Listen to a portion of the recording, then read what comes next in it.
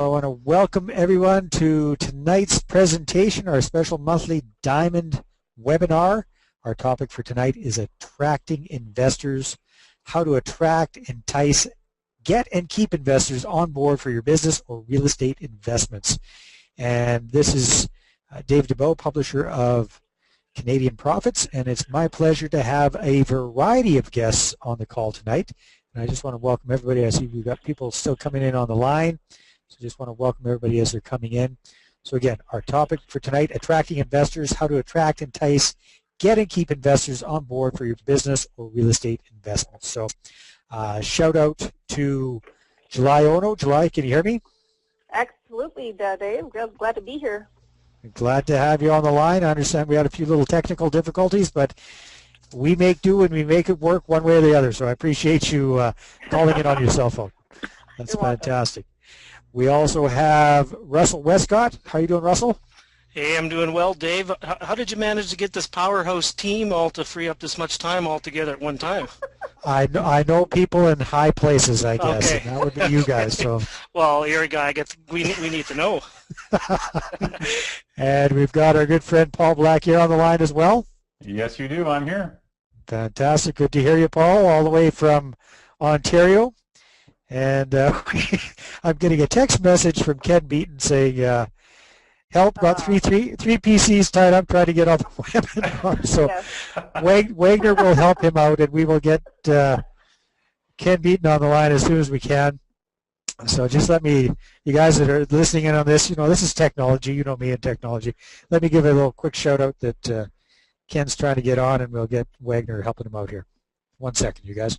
Have a little chat, talk to folks about where you're at and what you're up to, and we'll be right back on the line in a second. Well, thanks a lot, Dave. Well, I guess we'll just run with the call, won't we, July and Paul? Take it over. Take it over. Exactly. How's it going, Russ? It's going fantastic. It's been a long time. I haven't seen or talked to you for a while, July. I've been taking over active management of all of my portfolio. I know, but I keep up to date with you all the time. Your newsletter is one of the newsletters that I read as soon as I get it. So. Well, thank you. Well, definitely recommend if everyone on this call isn't on July's newsletter, she's the newsletter you need to get a part of. So. Holy smokes, here we are. I leave for 2 seconds, and we're already pitching stuff left, right, and center. No. You're going to have to keep a tight rein on you guys. You're not even pitching your own stuff, Russell. You're pitching July stuff. Good for you. That's awesome. No, I read July's newsletter every month. I do too. So it's fantastic. She's the queen of Canadian e-zines, especially when it comes to real estate marketing, and that's what we're going to be talking about. Again, our topic for tonight, which is attracting investors, and that'll be something we touch on. So because we've got such a powerhouse group of guests on the line tonight, I'm just going to zip through things. We're going to keep things pretty tight time-wise. So I'll do our first little regular announcement stuff and just zap through that just so we can keep on track and respect everybody's time and give everybody an opportunity to participate tonight. So just, again, for all of our Diamond members, contributing writers, etc., just a quick last reminder about our 2012 Diamond Getaway. Again, it's our Rich Dad Getaway in lovely Scottsdale, Arizona. That's going to be May 18th, 19th, and 20th this month. There's still a few spots available for that. And again, this includes staying at the Westin Kierland. It's a beautiful hotel. We're going to be doing a lot of Rich Dad focused stuff. The biggest thing is going to be going out and taking a look at one of Ken McElroy's properties with his business partner, Ross McAllister, plus the property manager. And that is, you know, for us real estate type folks, a real thrill because they operate their entire operation so well, so efficiently. They've got, I can't even remember how many thousands of units under ownership and under management as well, but it's just a huge, huge operation. And no matter how many doors you have or plan to have, you can always learn a lot from those folks and what they do. Here's some pictures from last year, checking out the group of us there, checking out the Grand Canyon. My wife Susie and I doing a quick little helicopter tour over the Grand Canyon. And again, attendance is free for Diamond and Peak performers and your family or guests. You just cover your own expenses to get down there. And if you haven't registered yet, our contact for that, we're coordinating everything through the Flight Center here in Kamloops. Joanne White is the manager, and you can contact her at those numbers there. All right, so what are we going to cover tonight? Lots of different great things about attracting and working with investors.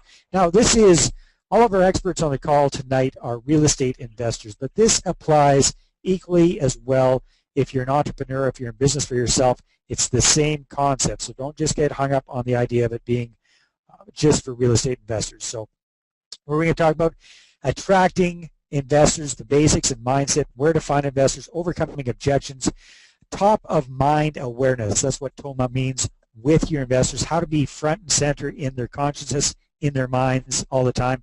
Marketing for investors. So I'm looking forward to talking with everybody about that, and especially towards the end of the presentation with Paul, because Paul's got some great ideas about online marketing and much, much more, of course. So we're going to have time for Q&A here. Not a heck of a lot of time, so what I suggest you do is that if you have questions, please go ahead, type them in the question box as they come up, zap them off. I will see them. I'll ask your question to the expert for you. I may not ask it right at the exact moment, depending on what we're doing for time, but I will be the question interface for everybody. All right, I've got the option there for putting up your hand. If you've got a microphone on your computer, I'll unmute you. We'll see how that goes, but probably the best thing is just to type in your questions in the question and answer box. Okay, our special guests for today are, okay, July Ono. It looks like we're going to have Ken Beaton coming in on the phone as well. Technology, you guys, I tell you. We got July Ono. Thanks a lot, Wagner. We've got Ken Beaton, soon to be on the call. We've got Paul Blackyer. You're there, Ken. I just got on the phone here, yeah.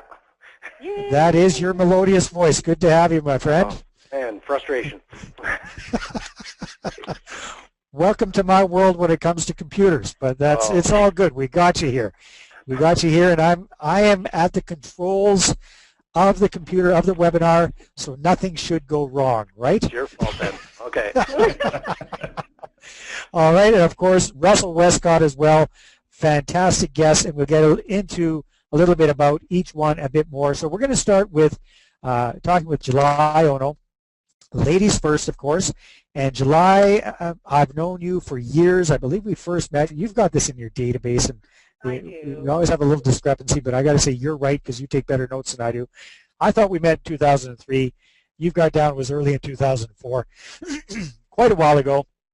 And that was at the point when you're just getting up and really starting to rock and roll with your real estate investments, but you still hadn't done a heck of a lot. And since that time, it's been absolutely amazing to watch your professional and personal growth in that time.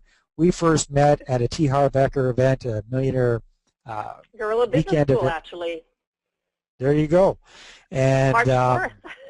Jesus, you do it. Look at that. I can't remember what I did yet last Tuesday, let alone back in 2004. But that's great. So July and I met. She got my business card. We exchanged business cards, and she followed up, and I've been on her email list or e-zine list ever since. And as Russell mentioned at the top of the call, it's one of the few emails that I really pay attention to and open every single month. So July, phenomenal real estate investor, up over 500 doors right now, if I'm not mistaken. Is that correct, July? Yes. What's Yes, 100 doors here and there, though, between friends, right? Because I was telling everybody it was like over 400, but now it's over 500 doors. So phenomenal success with that, massive portfolio, and pretty much everything you do when it comes to real estate is with investors. Is that correct, July? Yeah, absolutely. All right. So definitely a great person to have on the call tonight.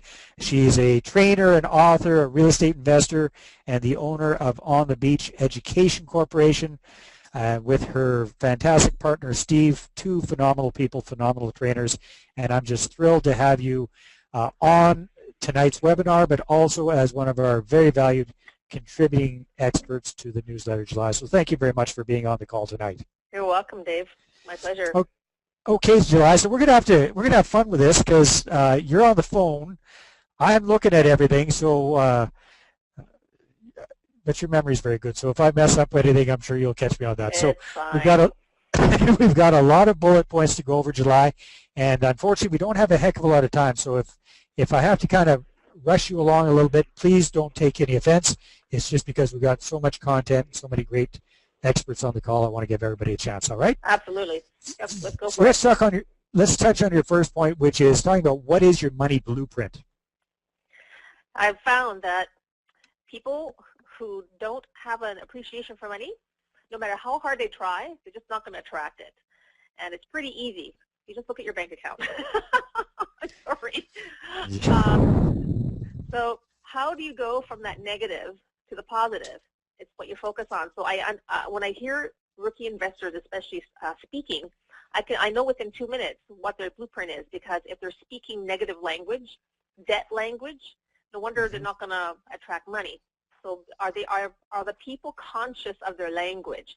So the money blueprint only attracts to people that talk wealth stuff, abundance. It makes a huge difference, which is why I love Harv Eker.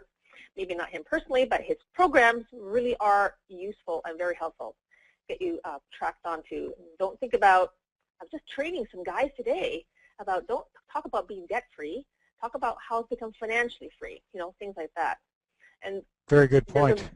There's a big thing about money. I don't know what it is, but maybe it's because we're not trained or it's hard. But how often do your members track their finances, their net worth, or cash flow? It's like it should be monthly stuff. Cash flow is almost like a daily thing or a weekly thing. Because if you get behind more than a month, you're going to end up in lots of trouble. Oh my gosh. So, and do they have an investment strategy? I talk to a lot of people, and it's not even written down. They don't have a plan for creating their wealth. So, do you have a 70-year plan? I have an 80-year plan. I'm in year 70, coming down. So my 10-year plan so far is on track to my 80-year goal. So okay. Stop there for a second, July, just because for folks that don't know you, that might sound a little bit wonky. I know you're just coming up on the big, 29 years old birthday or something around that. But having a 70-year plan might sound a little excessive for some people if they're not planning to live to be 120 or 130 years old. 125. Talk just quickly about that. What's that? Chicken. Well, I figure as long as I'm here on this planet, I'm going to do some good, right? That's why I'm here, is to create, increase, and help people. So part of that is educating, mentoring, and being a guide, and showing people that it can be done, that you can be 40 grand in debt, and you can buy your first property with none of your own money. And I know because I've done it. And when people say, oh, it takes money to make money, no. All the guys on this line can tell you that you can buy property with none of your own money. It's just how you access that money. It's also a blueprint, your mindset. So, and for that matter, is it in writing how to go about this stuff? And you know what I've noticed? How investors react or respond under stress. So guess what happens when shit hits the fan? Sorry. There's two types of investors. The ones who will face it and deal with it. They don't run away. They're going to accept the responsibility and deal with it. And then you have the investors who are in denial and run away. Well, guess what? If you don't have the moolah, what do you call it? I'm looking for a nice word.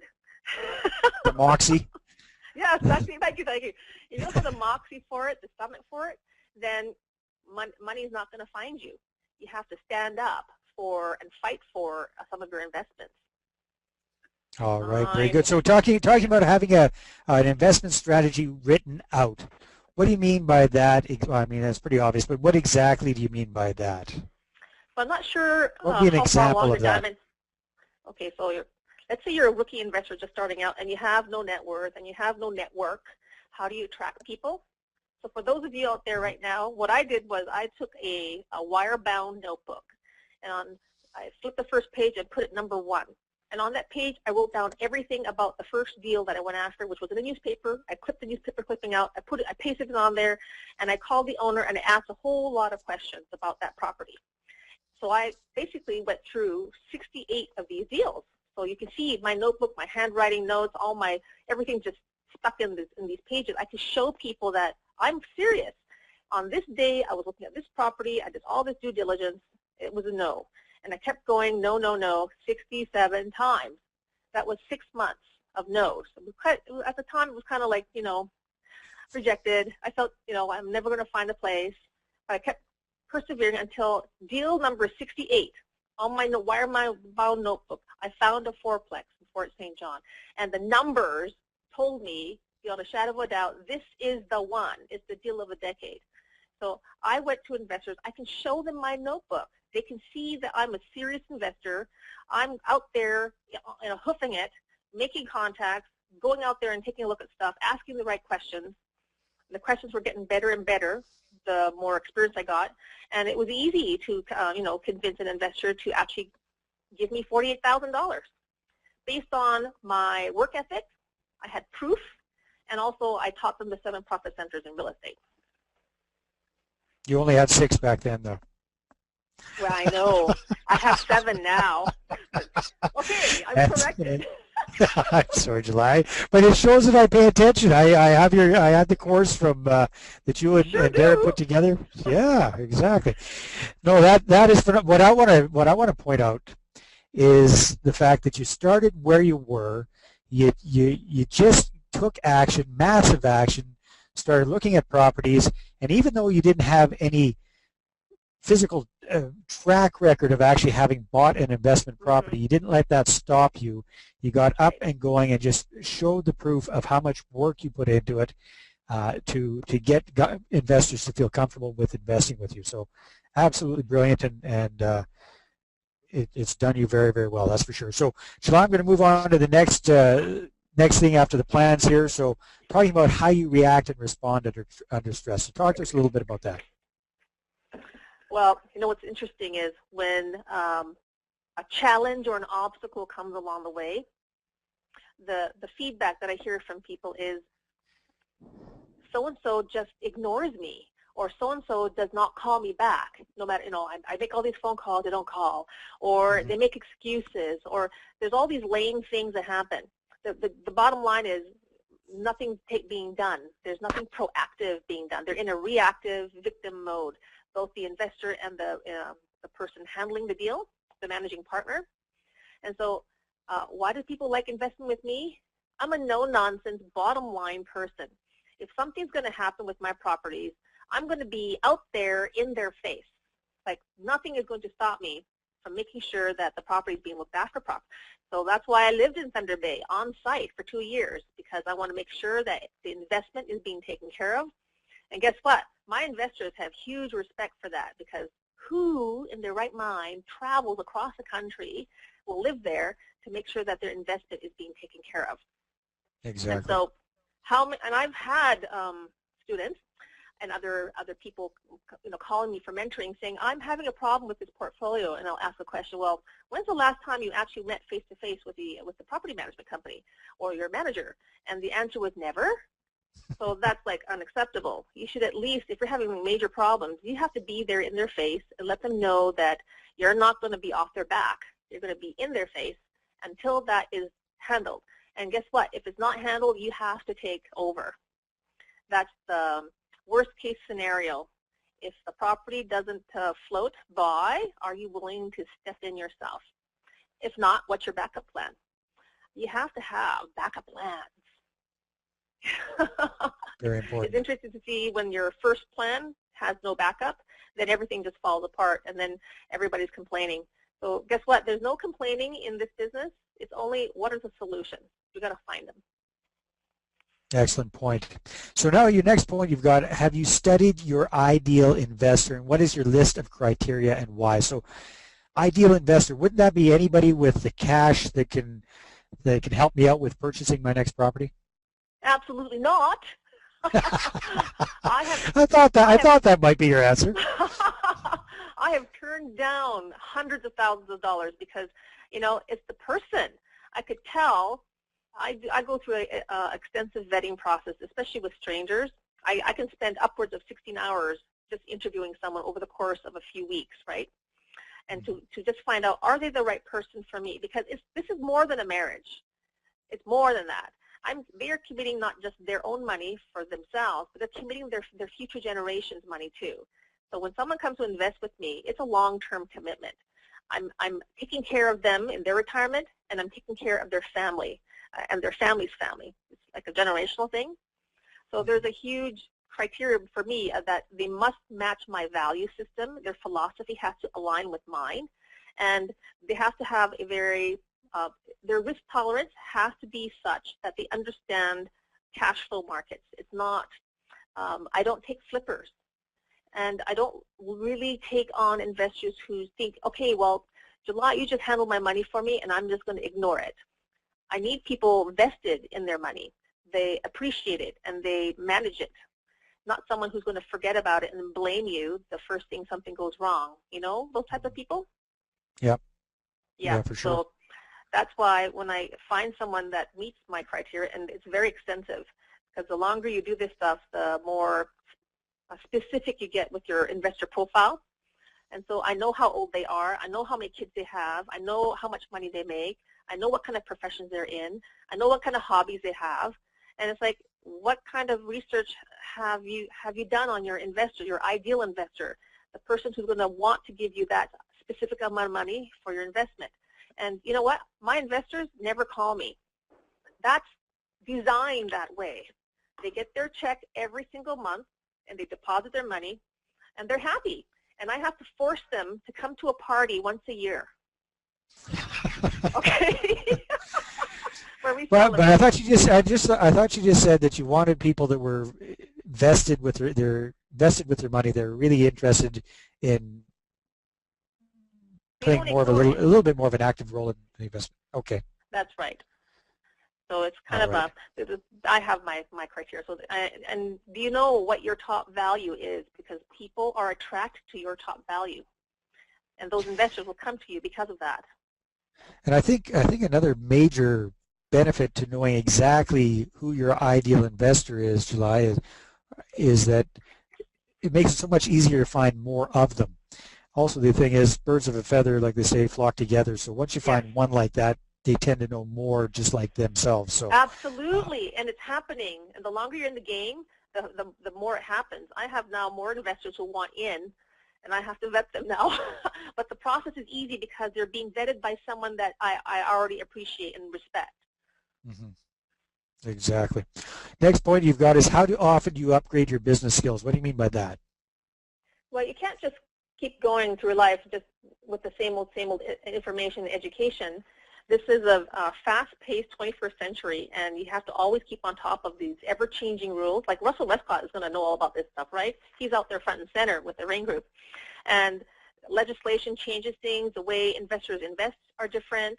I happen to be very fortunate in that I love multifamily, and it's still a great way. I don't have any limitations other than finding property. Mm-hmm.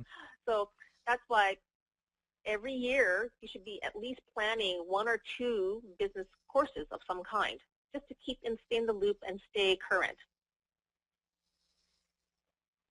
Fantastic. I love investing in my future education. I just love investing in my personal development. The next point that you've got, July, is all about your #1 top value. What do you mean by that exactly?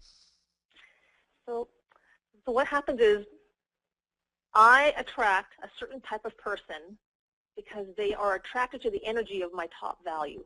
Therefore, I know when someone wants to give me their money, it's because their values are in alignment with my value. And I happen to know through testing, I take the values preference indicator and I've taken other tools. Guess what? My #1 value for the last 10 years has been the same value, and it's integrity. I've not changed. I'm very staunch and stodgy about that particular value, and I will not waver from it. I'll die before I waver from that value because I must provide value for other people. It's just how I operate. And therefore, when I meet other people who operate at that level, we have this, you know, when you click and connect, investors get that too. And they're going, wow, I like this person, you know, she's driven, she's motivated, and she's not only that, she cares about my money more, well, to the point where I expect to be a good steward of what is given to me. And therefore, I'm going to make sure that I create an exceptional return for these people. And inconvenience, floods, firestorms, you know, all that kind of stuff, through rain, sleet, hell, hail, or snow, I will get there. Well, as an investor, yes, I will turn over mountains to make sure that the investments always produce the ROI. Fantastic. July, okay, looking at the clock, we've got clip along here, and I'm going to have to skip a few of your points here, but let's talk about communicating with investors and your continuity program. Those are kind of tied in together. So talk to us a little bit about that. Well, thanks to Russell. He's already mentioned it. You have to communicate with the people around you, your network. And if you just ignore them, they're going to ignore you. But if you have a newsletter that goes out once a month, make sure it's only one page because people will not read more than one page. And it must be a 5 to 7 minute read, something they can read at a coffee break. Otherwise, they'll just delete you. It's so easy to hit that delete button. And so all you do is stay in touch and share with people what you're doing, where you're going, who you're meeting, and help them, educate them with whatever new information you're learning so that you're adding value to their lives. And that's how you stay in touch. Like, well, Dave, 2004, how many newsletters have you read? Quite a few, right? I don't have enough fingers and toes available to count that high. I think I'm working on issue number 106 or something, right? And wow. So when people see that kind of steadfastness, that kind of reliability, it's consistent and dependable, they're going in their minds, if she can do that, just imagine what her real estate investments are like, right? Exactly. If you can't write a newsletter month after month after month, what investor is going to invest money, hard money with you if you can't even write a newsletter? You get the correlation there? A newsletter is easy. Money hey, you're preaching to the choir here. That's for sure. Okay. I've been preaching to everybody about newsletters forever, and e-zines are even easier, for crying out loud. I mean, like you're talking about a one-page e-zine once a month. Press send and off it goes. There's That's just right. absolutely no excuse for not having that. July, I'm taking a look at our last slide here, talking about the credibility factor with other people and the Pro Coach survey. Yes. Resources you got here. A couple years ago. Mm-hmm. It was amazing. So I wanted to know, okay, I know what I'm like. What do other people think about me? Because your credibility is in the eye of the beholder. You know, you may think you're honest and integral, but do other people think that? You don't really know. So you have to ask them and ask them to be brutally honest. So I sent this survey out to about quite a few friends, and I got about 24 responses back, and guess what? Every single person said practically the same things. And it was wonderful to see what they wrote back. And the thing is, would you invest with me?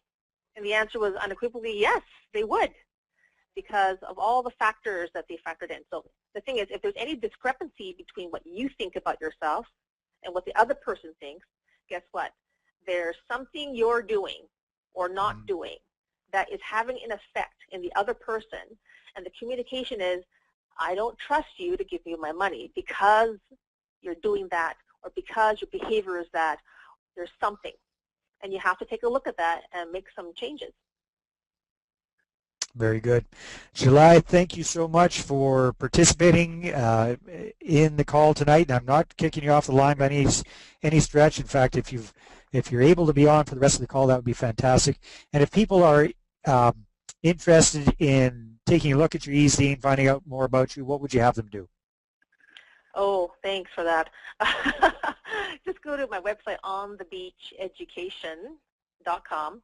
And there is on the right-hand side, there's a subscribe, where you can just subscribe to 2 newsletters, but July News, and then I have an Empowerminder, but just go to onthebeacheducation.com. Fantastic. Thank you very much, Oh, July. Actually, Dave, you should mention about your May issue, the Canadian Profits.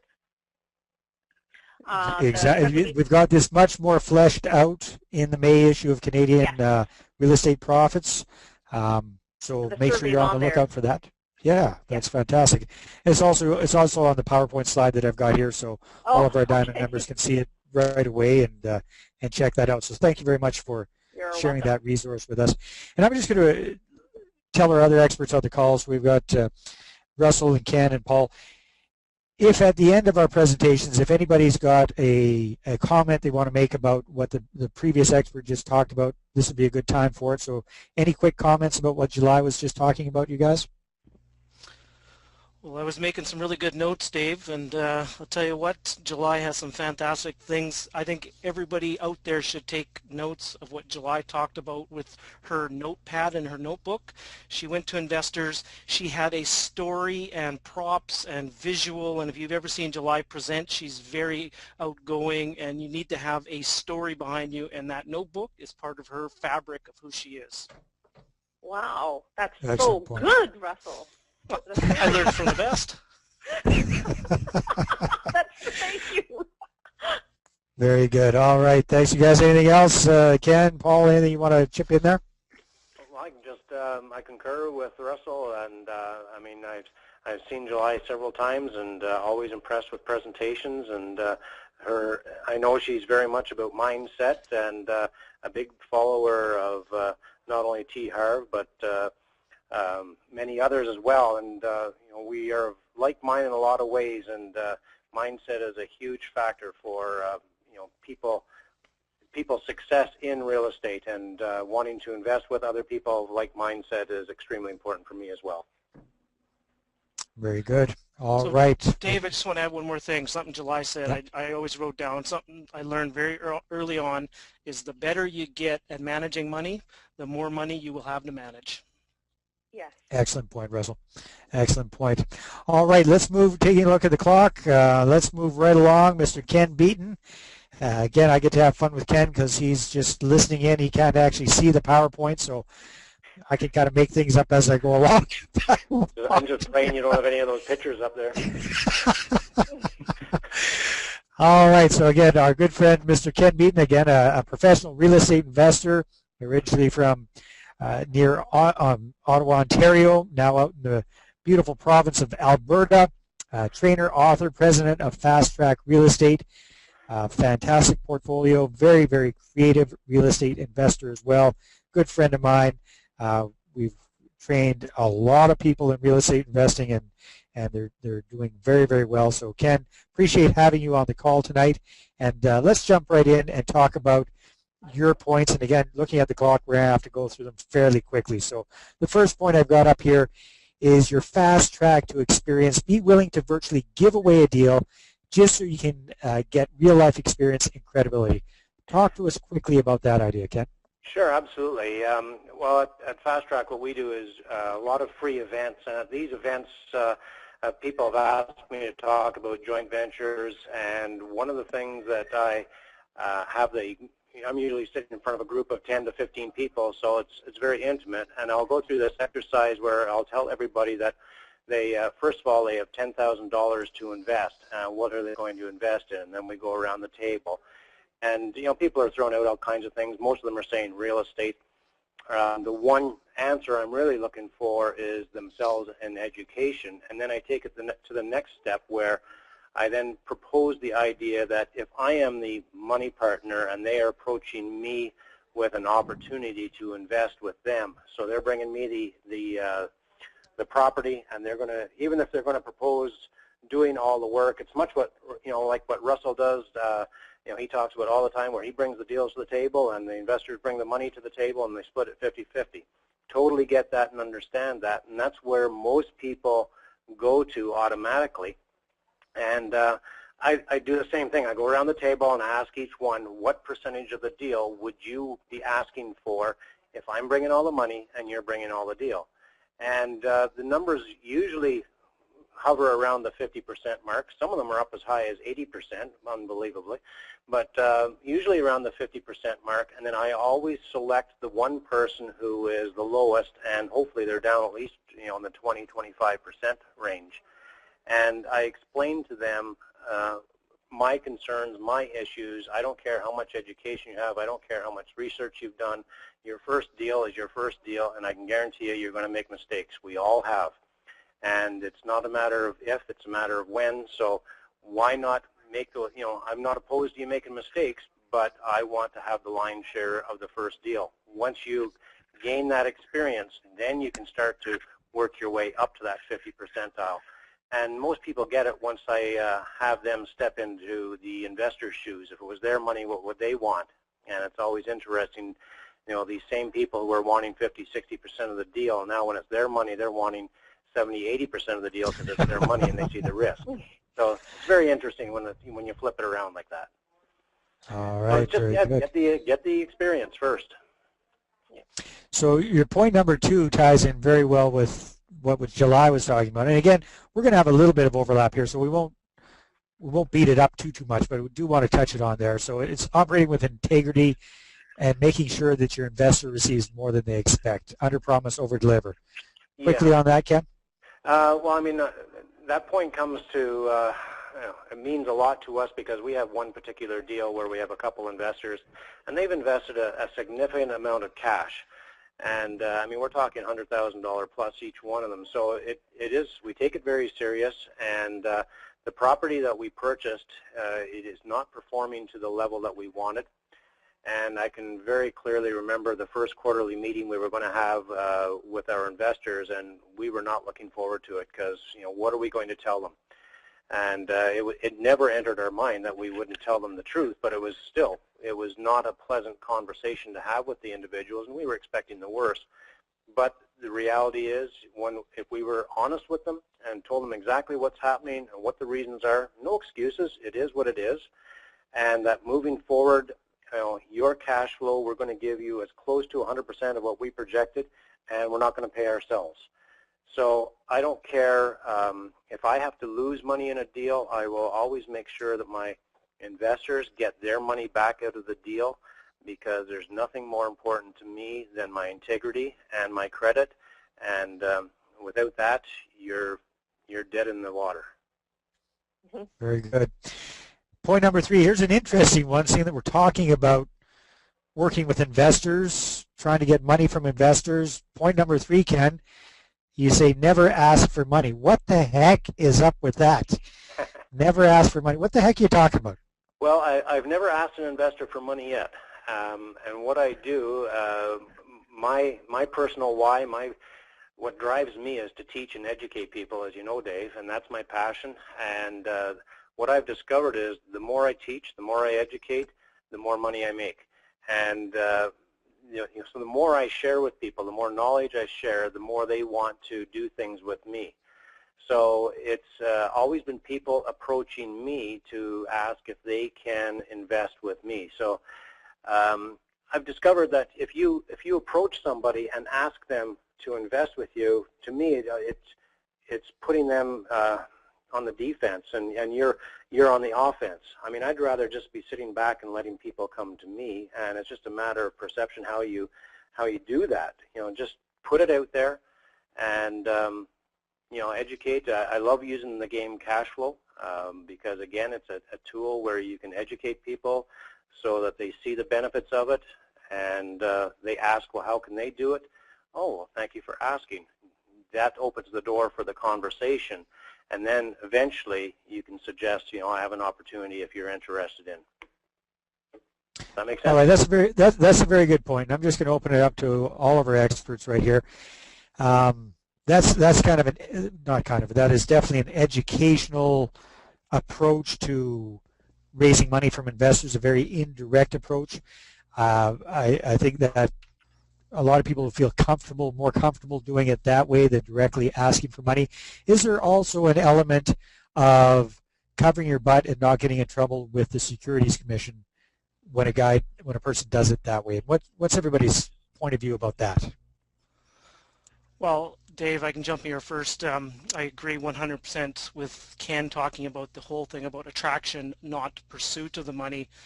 When you're talking about securities, most people that we talk with that are raising capital will not fall under that they have to worry about securities, because you will be dealing mostly with family, friends. There are exemptions if someone's putting up more than $150,000. If they have more than a certain combined of income, there are exemptions to that. But if you have a personal relationship or family or friend, you don't have to worry about it at all. Very good. July, are you still on the line with us? I am. What's your point of view about education, and at what point are you directly talking about requesting funds from investors and potential investors? Going back, I only asked for money for the first deal. Interesting. Uh-huh. And then after, because I had to do it, right, on my own, and that was, and then I got the energy, I got it. And after that point, when people saw me in action, money just started coming to me. Just like I said, I never ask for money anymore. I just do the educating and the sharing and empower people. See, I know that I look after the person's, what is best for them? What is the best use of their money for where they are in their life right then? Because taking their money from me may not be the best decision. So there are times where I've actually said, this is not the good deal for you. You actually need to do this first. And so, not that I want to take money away, but my integrity is such that no, they have to plan their life so that it's the best use. And as a result, that spreads, right? And so, sorry, July, just to interrupt there. But let's say you've got an apartment building that you've just come across. You've got this investment opportunity. How do you get the word out that you're looking for investors? Is it indirect or is it direct? I do both. So okay. Because I have securities exemption, I use the National Instrument 45106 for strangers. Or, so if I don't know that person as a family friend or a close business associate, then I must go back to the National Instrument. And if it's a stranger and they have $100,000 or more to invest, I have to make sure that I have to vet them first before I can even show them the investment. So I have a filtering process already. So when I'm looking for money, I have to screen and filter that money because they have to be sophisticated.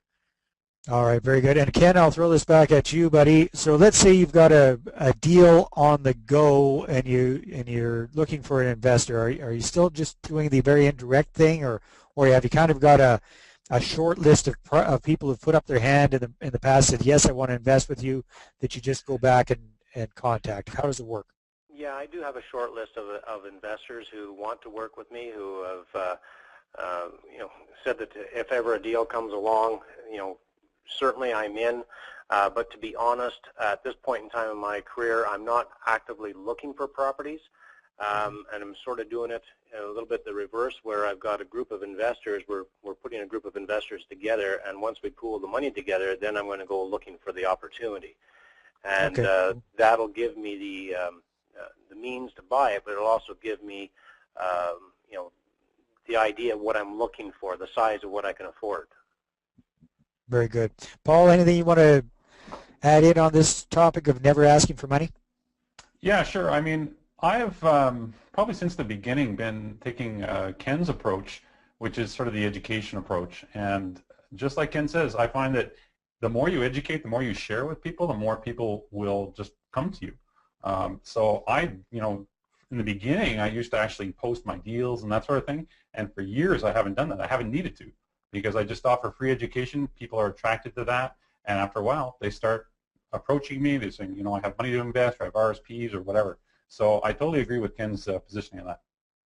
All right, so at the end of the day, you two also have a short list of investors when a deal comes up that you can go to directly and say, are you in, are you out, kind of thing. Absolutely. Yeah. You stole my thunder on that part.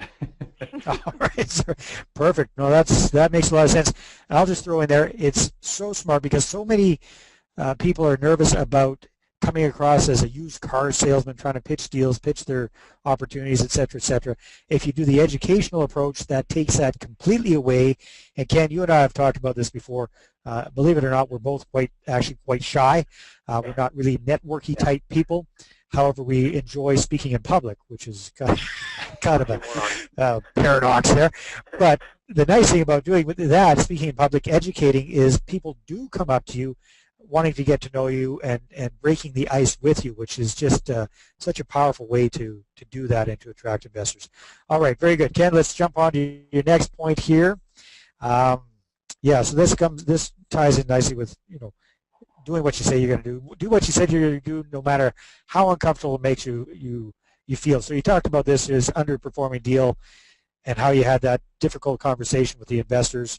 So you got a little note here, Picton, so I'm not sure what that means. Yeah, that's the property. Actually, I didn't have the notes in front of me, so I couldn't remember the order we were in. Sorry about that.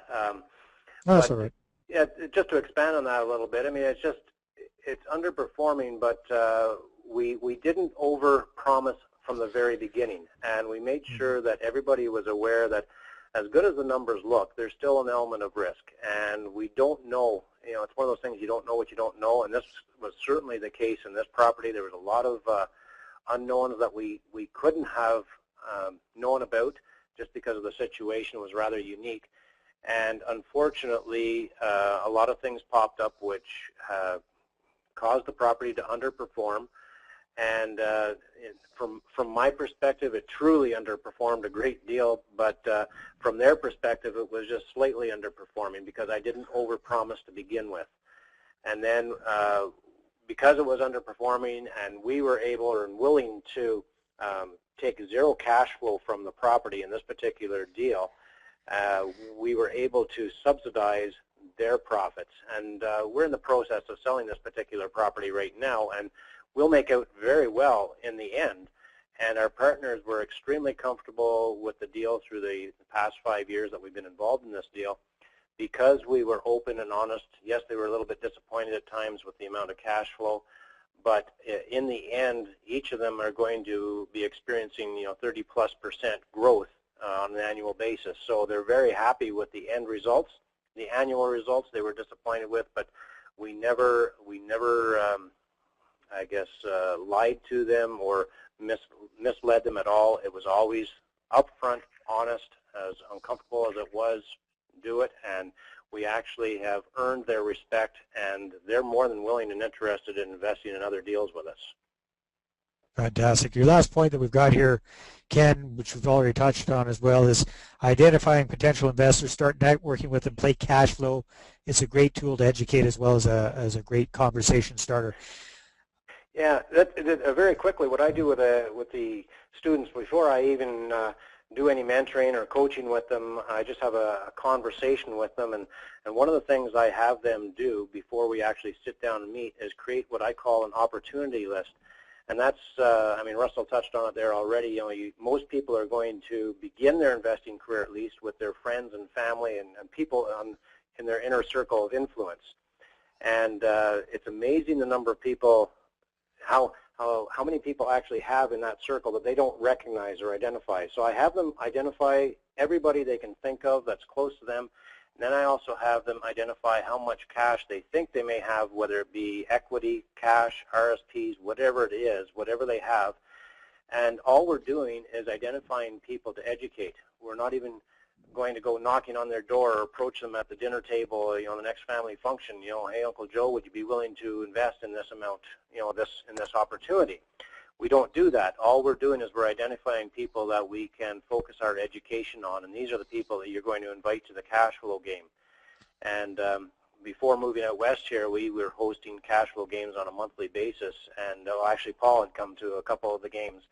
And we would have anywhere from 10, 16 people at the event, and half of them would be strangers. And all we were doing was playing the game cash flow, never asking for money.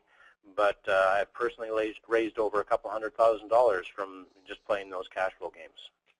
That is a phenomenal tip, phenomenal idea. And then running right along with what July would suggest would be, once you get them out to cash flow, make sure you get them into your database and you're keeping in contact with them with your monthly e-zine, which just makes all sorts of sense. Now, Ken, just quickly on this, the other big advantage to playing cash flow with people is you get to see how they react, how they think, how they perform in a fictional situation, which I believe it's Harv Eker's "How you do anything is how you do everything" is one of his sayings. So you've seen some interesting things with cash flow players. Just touch very briefly on that. Yeah, well, and this is a lesson that I learned. I now understand why so many business people play golf, because how you play the game of golf is how you're going to play business too.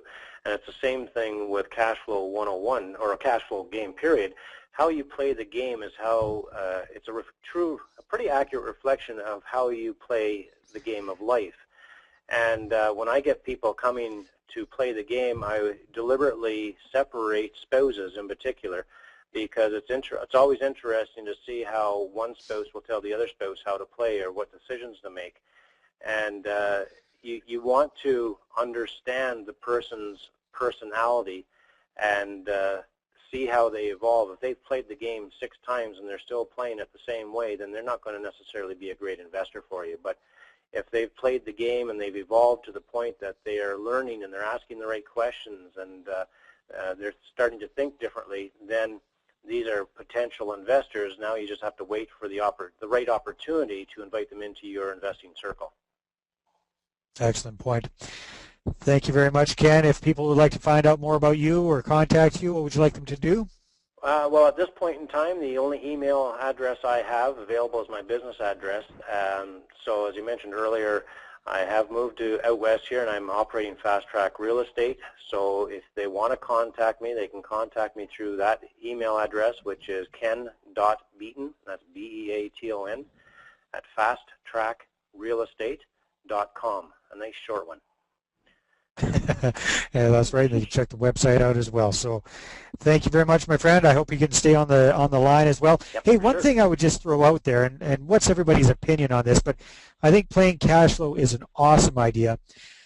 I challenge the idea of splitting the spouses up. And the only reason for that, Ken, is because my thought is, correct me if I'm wrong, if you're getting them to invest, they're going to be investing kind of as a family unit. So however one of them nitter-natters at the other one is the reality of the investment situation when they become your investors.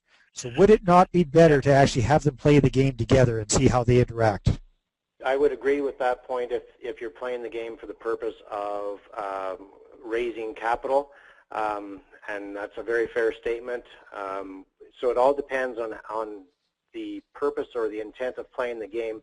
I probably play the game more often for educational purposes without the intent of raising capital, in which case if my goal is to educate the individuals, then I will separate them. But that's a very valid point if I want to see how they interact as a unit, a couple. And if they're going to be my partners, then yeah, but having them play together or on the same, not on the same team, but at the same table is very valid. All right, very good. Thank you very much, my friend. Stay on the line, please. And Sure. Next, we got Mr. Russell Westcott, researcher, educator, professional real estate investor, and one of the head honchos at the Real Estate Investment Network. How you doing, Russell? Great to have you as part of our guest panel today. Oh, I'm doing wonderful, Dave. Can you please move that big melon off the screen there for a second? It's looking good. You look really good. A good hair day that day.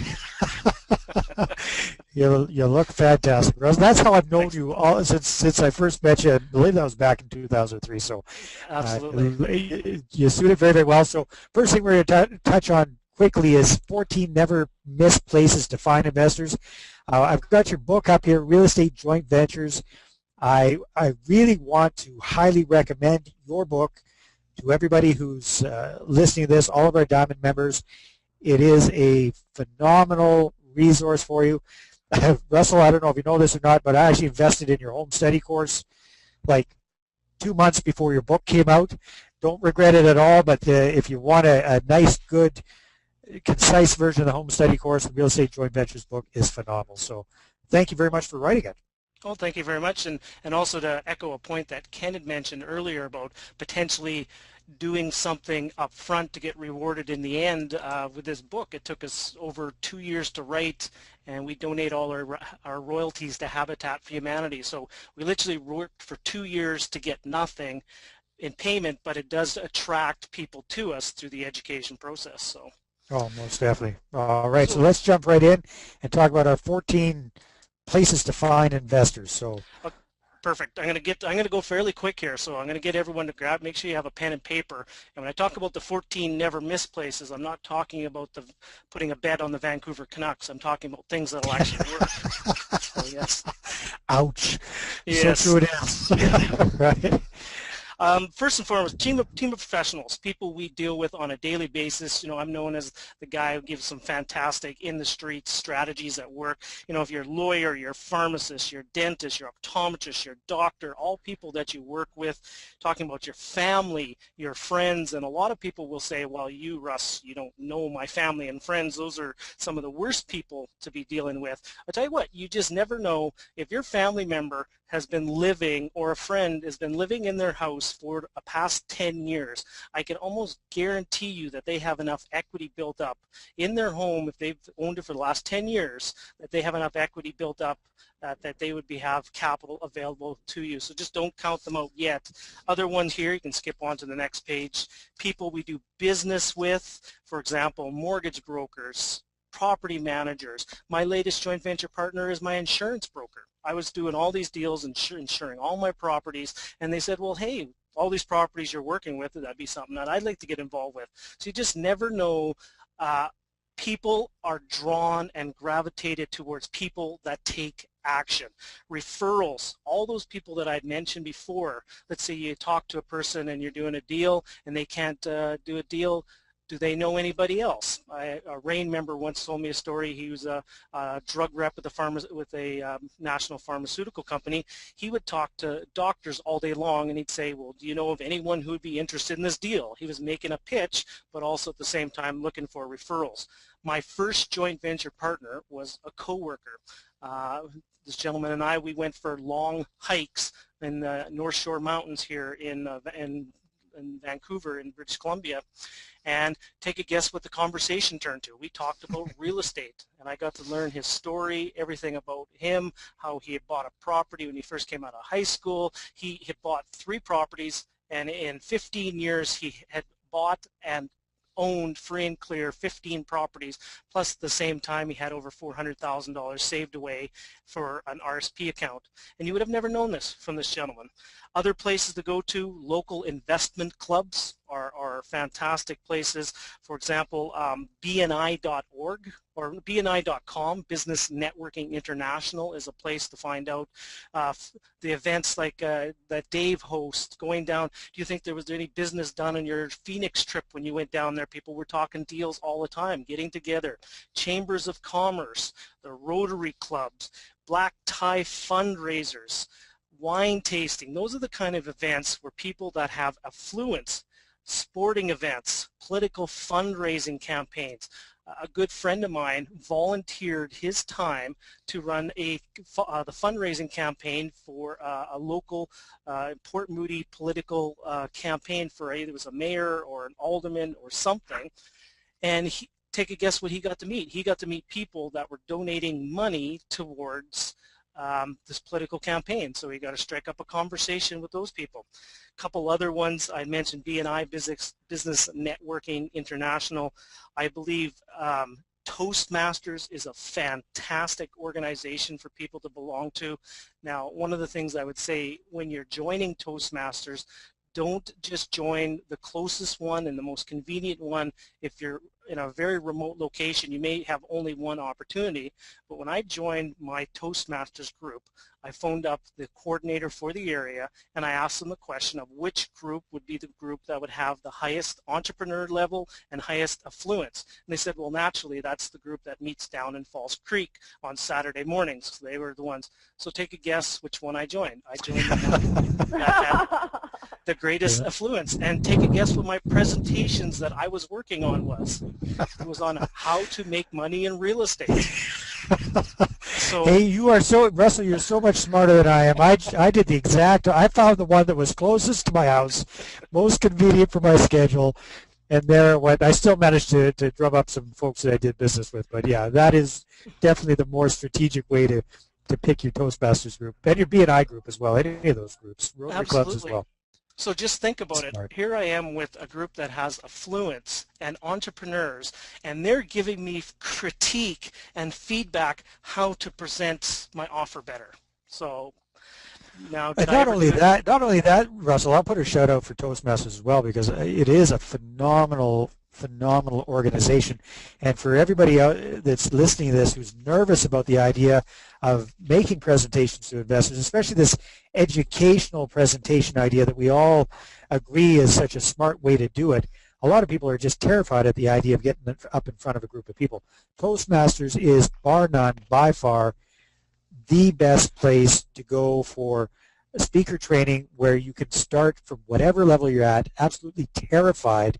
And I guarantee it, if you stick with Toastmasters, even just for 3 months, you will lose that fear of public speaking. You will become so much more comfortable with the whole idea. It is a game changer professionally and personally as well. Absolutely. It does wonders for raising money when you can be in a safe, trusted room of people that are there for the same thing and to give you some fantastic support. But the last two things I want to mention here, Dave, you can just go to the next slide here.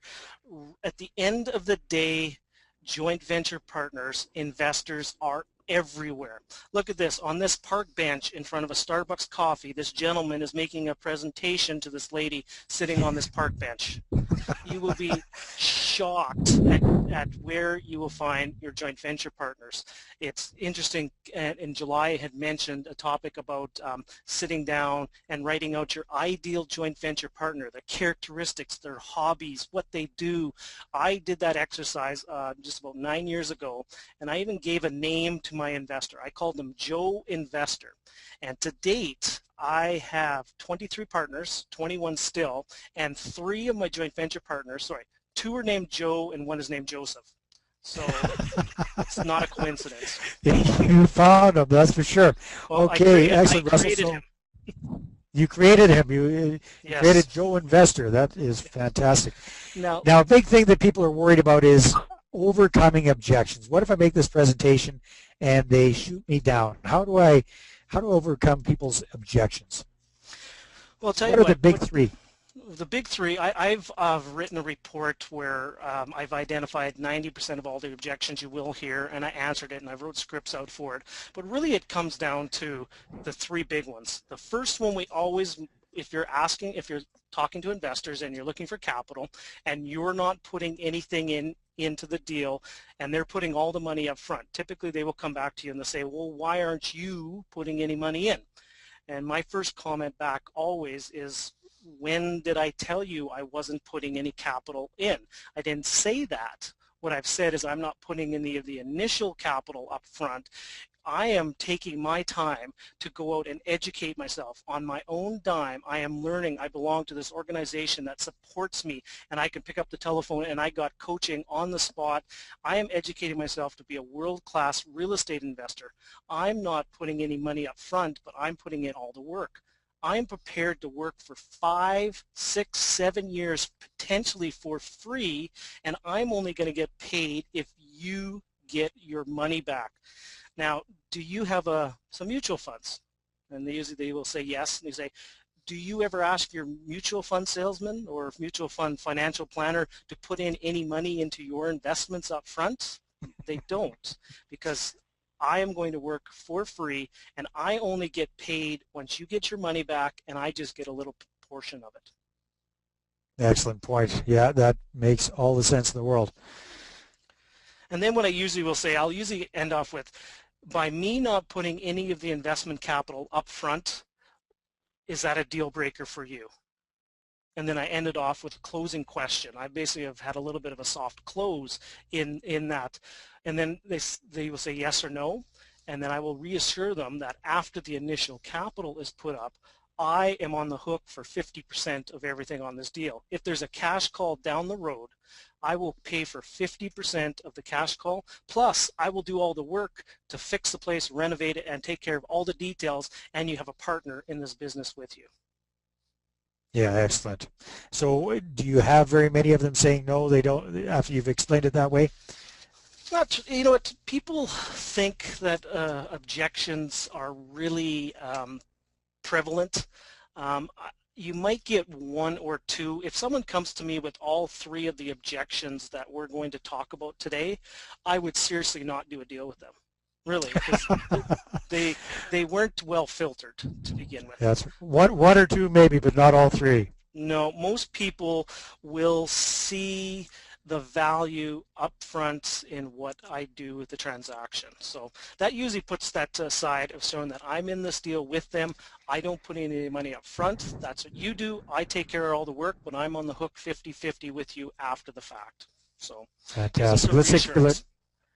Let's take a look at objection number 2 that you've identified. Well, Dave, why don't you read that one to me? Well, it says, what happens if I need to sell and get my money out quickly? Well, do you? I usually ask But that what happens if I do? if you But do, Russell, what happens if I do? Not at this moment, but you never know. A year down the road, you're talking about a 4-year deal, 5-year deal. absolutely. I know life happens, doesn't it? And based upon our initial conversation, you have mutual funds and you have RSPs, do you not, Dave? No, I don't. But let's say I did. Let's say Yes. you did. Let's say you did. Okay, when do you plan to cash those in? When you're 65? I can't cash those. Yeah, I can't cash those in until I'm 65, Russell. Right. Okay. So you're in those ones for, I know you're only 25 right now, Dave. So you're in them for another 40 years, aren't you? That's something like that. Yeah. So 70 years actually. exactly.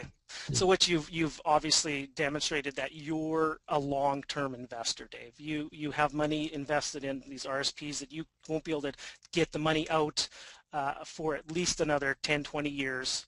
All I'm looking for is 5. So why don't we start with just a 5-year term on this deal, and then after 5 years we'll reevaluate it where it's at, and we can determine if you need to get your capital out that. But life happens, and maybe in a year's time you need to get your capital out. What I can do is we can sit down at this table where we're talking right now, and we'll be adults about this, and we'll analyze the investment. And if you need to get your capital out, I will do what I can to sell the property, find another partner to bring in to get you your capital out. Does this cause you concern if you have to wait 5 years for this investment to fruition? And then I answer the question. So I just bring it back to people, to what they have demonstrated they do already, and then I tell them, reassure them that we're in this together, that we will work together as adults, not as children, and we will do what we can if circumstances dictate that. And with joint venture partners, I've had a couple that wanted out after 1 year, and I laid the cards on the table. I found another partner to come in, cash them out. They got their money plus a return, a little bit of a return on it, not as much as if we would have stuck it out for 5 years, but we're all adults and we have to do what we can do. Very good. All right, so the next objection ties in nicely with what Ken was talking about. So we're going to assume that this is from an experienced investor's point of view, and the investor is asking, you want 50% or more of the deal? What the heck are you talking about, Russell? You greedy ruckety. Well, I'm actually glad I didn't go to Ken's training early. I guess naivety and ignorance sometimes can be bliss. From the beginning, I believe that I was worth 50%, and sometimes I actually think I'm worth more than 50% of the deal. But from the beginning, I felt 50-50 was the number, and it was what I was trained, and quite frankly, it was the only thing at the time, and it was non-negotiable, of 50%. So if someone really comes to me and they are wanting, and they're questioning the 50%, I usually will get the person to give me a ballpark benchmark of what they're currently doing with their investments now. So for example, back to you, Dave, let's say you have some mutual funds and you're getting a really poor return of 4%, okay, or less or more, or give or take.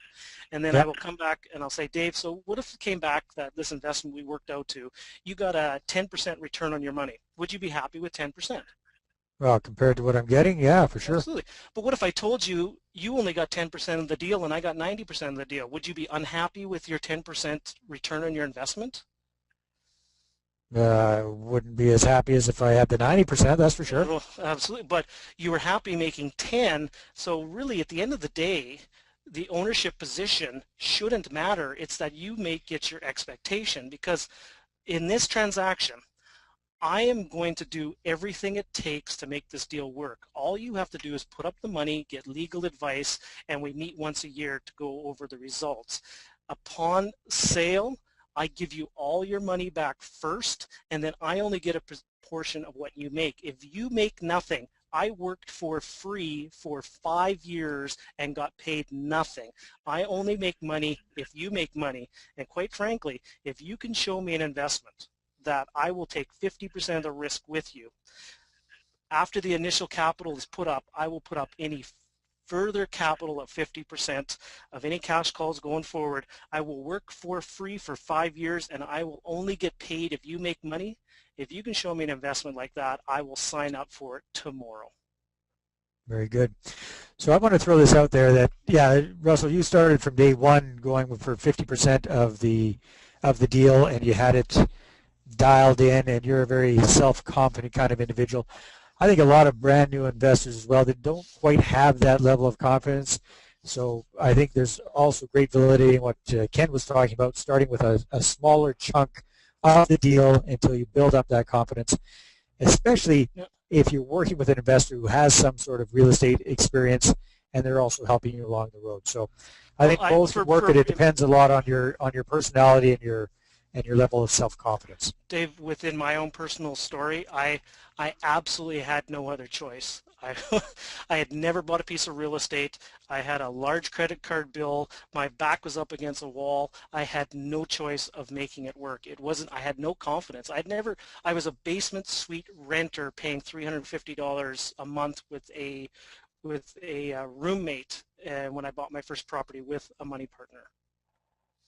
Exactly. So it's called, I believe there's a scientific term for that. I think it's called the brass balls factor. back up against wallitis. There you go. Very good. All right. So thank you very much, Russell, for sharing that with us. Pleasure. Appreciate that very much. If people, what I would suggest, if people want to get a hold of your book, what would you have them do? Best place to probably do that would go to, if you go to JV Joint Venture, jvsecrets.ca, you can grab a copy or find out where to get a copy. I'd also recommend if you go there, there's a download and an audio, and I wrote out an entire script for you there of these answering objections. So rehearse those and memorize them. Fantastic. Thank you very much, Russell. And last but definitely not least, our good friend Paul Blacquiere. How are you doing, my friend? Oh, I'm doing very well. I'm still awake. I'm still here. Well, I should hope you're still awake. This is exciting stuff. This is what it's all about. But yes, I know there's a 3-hour time difference. There's a 3-hour time difference. So I appreciate you being on the call, my friend. So again, Paul Blacquiere, professional real estate investor, educator, trainer, been a contributing expert for Canadian Profits for many, many years. So great to have you on the call here, Paul. And what we're going to switch over to is we're going to talk a little bit about marketing for investors. So talking about creating a kick-butt website for real estate, for attracting real estate investors. So let's jump right in there, Paul. Sure thing. First off, I just wanted to say this really applies to business and real estate. And I want to ask people, if somebody's going to invest money with you, what do you think the first thing they're going to do in today's day? They're going to hop onto the internet and they're going to Google your name, or they're going to Google your company name. Have you done that for yourself? Are you surprised about what comes up? Recently, I was talking to a fairly successful investor here in Ottawa, and she had emailed me and said, "Can you give me a call?" And I didn't have her phone number, so I hopped on Google and I just Googled her name, and I couldn't find her. I couldn't find anything about her. In fact, I was finding other people that had nothing to do with her. And I told her about this, and I said, you really should do something about this, because anybody who wants to check out your credibility or whatever, they're going to Google you. And if they don't find you, they're going to wonder, well, how legit is this person? So that's when I say the first thing to do is create a website, it's really for credibility. And I want to backtrack. I'm going to tell you a very, very short story. Way back in 2004, I think it was, I met Darren Weeks back in 2003, and I got to know him well, and he kind of became a mentor for myself and my business partner at the time. And in 2004, he was really urging us to build a website, and more importantly, to create a newsletter for people to learn about real estate investing. And there was some resistance, and eventually we finally did it. And I actually found a website that shows the history of, it keeps archives of all the old websites out there, and I went back and I could see what the website looked like in 2004. And I checked it, and the very first thing that I put up on that site was an email opt-in, and that's the next thing I'm going to talk about. So first off, if you're going to have a website, you're going to have to target who it is that you're trying to attract to them. One of the things that I noticed right away earlier when July was talking was that she knows who her ideal investor is. She's been through enough of the bad ones to know who the good ones are, and so she's really got her criteria down of who she's looking for. Same thing applies to when you're building a website, and I see so many people make this mistake. They, you know, if you are trying to attract investment capital, your website should be targeted for that. If you're trying to, let's say you're in rent-to-own, like Dave, I know you are, if you're trying to attract tenant buyers, then you should have a separate site just for tenant buyers. You don't want to go to somebody's website that they're a real estate investor and they're looking to attract investors, they buy houses, they sell houses, they're looking for tenant buyers. Somebody who comes there and they look at that site, they don't know where to look. And when people get confused, they're going to go in the wrong spot, or worse, they're going to leave. Right? So you really want to target who you're looking for and design your site for those people. And the next thing, and this is where a lot of people fall down, is that they don't capture their information, like their name and their email address. And the way to do that is to offer something for free, to join your list. Now, you guys all heard at the beginning, July offers a newsletter, and I know, Russell, you guys do a newsletter with Rain, and newsletters are very common, and they're a way to get people to join your list. Why? It's something for, like, you gotta think that when the person is sitting there and they're trying to decide, do I enter my name and email, they're thinking, well, what's in it for me? Am I just going to get spammed all the time, or is there something really cool on the other side of this sign up button? And, you know, so you've got to sell the benefits of whatever it is that you're offering. Is it a video? Is it a report? Is it a monthly newsletter you're doing? Sell some benefits and make sure people have a way to opt in to that newsletter right on your front page, and preferably right at the top. In fact, I go back to some of my early designs on the websites, and at the very top of the page was the newsletter opt-in for, you know, because that's what I did for many years. I had a newsletter by email, and people would come to the site, they'd say, well, what is a SpirePoint company or whatever? They'd see an article that I had posted, and they come there, and then they enter their name and email because they see this, you know, this report that offers free education, you know, real estate investing tips and that sort of thing. So you got to offer something for free to people, otherwise, you know, they're really not motivated to enter their contact information. People are busy. They don't want to have, you know, a whole bunch more spam come into their inbox. Okay, so Dave asked me to look around for an example, and you know, it's actually kind of sad, but I find that Canadian websites in general are not particularly good for this, and I wasn't able to pull up American ones quick enough, but I did find this one. This one's based in Alberta, and they do have a fair bit of the elements that I'm talking about, and they've done it right. You'll notice that the whole site is designed for investors. If you take a look at the bottom there, investment opportunities, they got another button that says, why Alberta, why now, and what's their track record. They have featured properties. They're even targeting expat investors and how to get started, and of course, the thing I've been talking about, a newsletter sign up. Name and emails right on there. Now, what I think they could do to improve this a bit, add some benefits. What's in it for me if I opt into this free insider report? What's in the report? I'd like to know. And I think they'd find that their opt-in rates would go up just by adding some of that information there. If you take a look at the menu along the top, you've got there's a blog, so they're able to publish articles. They get indexed in Google, so when people are just you know, searching for things on the net about real estate, they'll find, hey, what's this website? Oh, hey, they're right here in my province. They're not too far from me. Maybe I'll call them up and see what they're up to, because I've checked out their success stories, which you'll notice they have at the top as well. See, so this site is probably the best one I've found so far in Canada that really just targets investors. You don't see anything about... The other point I'll put in there, Sure. Paul, as well, is if you look at the top, they've got two little flags, English, Canadian flag there, and then they've got the Japanese flag up there. Those are the only two flags they've got up there. So I'm pretty sure that their expat investors, their offshore investors, obviously, that they're really focusing on are Japanese investors. So I think they've really clued in to exactly who they want to reach out to. Dave, if I can jump in here for a second, or Paul. Yes, please go ahead, Russ. Yeah, go ahead. I know this, and this is Todd Miller, and Todd Miller actually bought over 50 properties in Alberta while he lived in Japan via his website. So he's bought over 50 properties and never has lived in the place that he bought them. So he's actually still in Japan? He has now moved to Edmonton, but he bought 50 properties while living in Japan in Edmonton. Cool. Yeah. Very cool.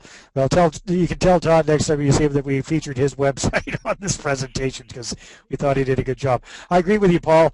The whole little thing there now that says newsletter, free insider report, that 5, 6, 7 years ago might have cut it. Nowadays, it's just got to, in my opinion, it's got to be way more in your face in order to get people to actually pay attention and opt into this. It's got to really have a big benefit. What's in it for me? Absolutely, absolutely. So anyways, I thought this was a good example to show, and you don't have to go out and copy it directly, but just look at more of the elements that they've incorporated there and just think about some of the logic behind it. Like, why would they put these buttons at the bottom that say investment opportunities, why Alberta? Like, they're really targeting investors with this. Now, you know, I'm assuming that the gentleman that does this this site, if they're looking for tenants, they probably wouldn't send them to this website. They probably have a different website for that, and they probably have a different list for that as well. And I like the picture of the couple they've got on the top there too, because there's a subliminal message, you know, nice, attractive middle-aged couple who looks like they've got a few bucks, so they know who they're going after. Absolutely, absolutely. So that is a key thing when you're designing your website, and the part of that goes, you know, right along with it is being able to capture their name and their email address in a database of some kind. Now, if you're just getting started and you know, you've just built your website or whatever, and you don't know how to capture this information, you could track it in Excel or something like that if you wanted to, but that would very quickly become cumbersome. And if you think that you can just manage, you know, a few hundred emails in your Outlook or your Gmail or something like that, you'll find you'll quickly hit caps with a lot of the service providers out there. They'll stop your emails from going out. So you have to have special software hooked into your site that allows you to maintain that database. So as you grow past a few hundred, you know, over 1,000, a couple of thousand, 5,000, whatever, it'll be able to scale with you, and you're not going to get the email stopped when you try to hit send every time. Okay. And the last part that is key to this is actually having regular information that you basically deliver to people, valuable content. You know, why else would people want to receive your emails? If they opt in for a free insider report like this guy's got, and he sends a great report, but then after that you don't hear from him for a year, then people are probably going to forget. You got to stay in touch. And I think that's one of the brilliant things that July figured out way back, is that, you know, having this newsletter, just keep in touch with what she's doing, you know, and in a very personal way, that really that just keeps her top of mind for many people in her market if they're on her list. So if she has an investment, you know, she'd probably have like zero problems if, you know, if she couldn't find it in her immediate network, you know, sending a short email out saying, hey, I have an opportunity here. If you're interested, hit reply, and I'll get back to you. And she'd probably be swamped with leads for that. So part of that, because you know, you have to build that email list, is basically building a list is probably the single most important thing that you can do as an investor if you want to attract, you know, investment capital, whether it's RSP money or cash. And the reason is that, you know, if you're getting started and you're, you know, I find that, you know, you're networking, like as Russell says, you're talking to friends and family and you're going out and networking. There are great ways to get initial leads and stuff like that. Over time, you want to leverage your time a bit more, and you want, and as I said, people will Google you anyway. So if you're out talking with people, they're going to go home and they're going to Google your name, Google your company, and you want to find a way to keep in touch with them. So that's why I said the website, the regular contact, and having a mailing list that you can regularly touch those people, as July's been doing for many years, as Russell and Rain have been doing for many years. Keep touching them. Email is probably the best way. It's certainly very cost effective, you know, compared to sending out newsletters, which I know Dave does. He does print ones, a bit more expensive to do, but those could be even more effective. You know, some people would argue, because everybody opens their printed mail mostly. A lot of people delete email. But an email database is the best way to do this, and I recommend having two lists. So your first list is just sort of your general pool of people that are opting in for the newsletter and just getting the information, and they're getting your blog posts or whatever. And from that list, naturally, you're going to have people contact you and say, hey, Paul, I've got $300,000 I need to invest. What do you recommend? Or, do you have any deals, or do you have any RSPs, RSP mortgages that you want to, place? So from that main list, you're going to end up developing a short list. And there's going to be like prospects, people that are just interested in investing. And really the short list are the people that I call like pre-qualified. They basically, you've talked to them for one. Maybe you've even gone as far as July does. I know she's obviously got quite a strict set of criteria, and she talks with them a lot. But also that, if you're going to have them qualify for mortgages, that they go out and they get pre-qualified with a bank. Because the last thing you want to do is, you've got a last-minute deal that you're trying to close on, and you've got maybe a couple of weeks left on your financing approval, and the person is dragging their feet, and then you find out, oh wait, they can't qualify, or they're having problems, or whatever. So pre-qualifying people and having them on this sort of short list within your database system is key to being able to move quickly when a deal comes. Okay, and when a deal comes, you can broadcast an announcement when it's ready to go. So, and I recommend starting off with the short list first, because you're dealing with your preferential people first. These are the people that have the cash, have the credit, maybe they have the RSPs you need, and you just contact them first. And usually, you don't even have to go to your main list, to find the capital that you need. And then, of course, from that, then you follow up with your interested prospects. Okay, so not everybody's going to be interested. Most people are, because they've proactively contacted you. Not always, but if they're on your short list, most of the time they'll be interested. They're just waiting there for you to present them something, and then you can move ahead with the deal. So those are the two key things that I would recommend to people, and that I see a lot of people don't do. And I just want to qualify this. A lot of new investors, and as I've taught hundreds of investors across Canada, Ottawa as well, hundreds just in the local area, and one of the things I see is that people they start up and they're getting started in investing, and they hear me say, go out and build a website. So what do? They go out and get a book on HTML or and coding stuff, and they start building it themselves or learning how to do graphics, and that's not what I'm talking about. I'm talking about getting it set up as quickly as you can. Nowadays, you can set up free WordPress sites. There's inexpensive or free templates you can plug in, and just focus on building the content that's focused on attracting the investors that you want. Okay, so don't get bogged down in all the technical details unless you're technical and you can do it quickly. But I see a lot of people that get kind of stuck on building the website thing, and I see them 6 months later and, well, I'm still building my website. It's like, well, what do you mean you're still building your website? Just get it up. My first website. Yeah, nowadays there's no excuse. You just outsource that. You get a 14-year-old neighbor kid to whip you up a website. There's absolutely no reason for anybody to be doing their own website, if you ask me. Yeah, it's true. There's cheap resources. You can go to Fiverr. I'm sure you'd probably find a lot of people on there to do it for $5. It's a website called Fiverr, Fiverr. I think there's 3 R's in that, .com. And you'd be amazed at what people. Yeah, I wouldn't suggest outsourcing your website to Fiverr, but elance.com, those kind of places. You definitely want a decent looking website for sure. And Paul, that's fantastic. If people want to know more about you and find out more about you, what would you have them do? Well, they can check out my website at www.spirepoint.ca. And of course, I have a free newsletter. You can get on there and stay in touch with me that way. And there's some free education on my blog there as well. Now, also, I just wanted to mention, Dave, if it's okay, for your Diamond members, I am working on a free report that covers what I've talked about tonight in detail. And I'm going to give them first dibs on that. If they'd like a copy, real simple, just send me an email at info@spirepoint.ca. This is not on the website anywhere. It's just for your guys. They're going to be the first ones getting it. So. Fantastic. I appreciate that. I want to thank everybody for being on the call tonight. So, July, thank you so much for calling in.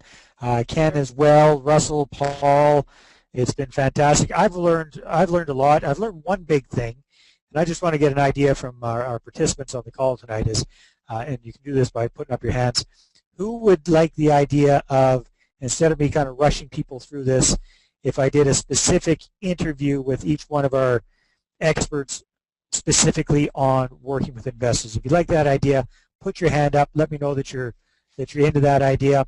If you'd like me to do a specific interview with each one of our investors, with each one of our experts about attracting investors. Okay, got lots of hands going up, so I think that is a popular idea. You guys, I want to thank you again for your time this evening. I really, really appreciate it. Any last quick words of advice for our Diamond members? July? Ladies first. Yeah. Get out there and do it. Don't listen to this. Don't just think about it. It's actually put the plan into action. That's the best thing I can say. That is great advice. And you are definitely a person of action. Ken Beaton, any last words of advice? No, I can't agree anymore. You know, what I see where people fail the most is planning. You know, they plan to fail by not having a plan in place. And you know, get that plan in place and then take action. Any action is better than no action. So just get out there and do it. Fantastic. Mr. Westcott. Well, probably the biggest thing I can leave with everyone is that you're going to be meeting people every day, and you're going to be showing up. There'll be investors coming in your life every day.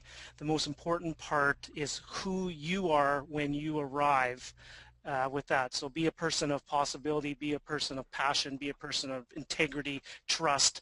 Embody those things. Be it till you become it. Very well said. Paul? Well, I'd like to mention again, you know, earlier Russell had mentioned taking public speaking, and I know, Dave, you're a fan of that, and it scares the bejesus out of most people. I forced myself into it years ago, and it's benefited me in so many ways I can't even count, and when it comes to dealing with investors, it will absolutely help your sales presentations. I did things backwards. I forced myself into it and learned the hard way, and then I took some training most recently, just in December actually I graduated a course. I recommend doing the opposite, taking the Toastmasters or something, you know, a course first, and, you know, getting some skills in a good environment where people support you, you get the confidence, and then when you get out there and you start talking with people, it'll naturally flow, and you'll get better and better at it, and pretty soon you won't have enough deals for all the money coming to you. Oh, Dave, I'd like to share. Yes, July. That go out there and fall on your face. It's okay. You know, you're gonna feel like a failure. You're gonna feel like you're silly. It's fine. Everyone has their first beginnings, right? You're gonna be nervous, but that's how you develop confidence. Is to go out there and fail forward faster. The faster you do it, the more you'll learn. That feedback will give you what you need to get the confidence to go forward. So go to Toastmasters and fall flat on your face, and then get up and do it again until you stand. Fantastic. Very good. All right. So thank you very much, everybody, for being on the call tonight. Appreciate it. Have a great month. Make it happen. Take action and kick butt. All right. Take care, everybody. Have a good night. Bye-bye. Thank you. Thanks, Dave. Good night.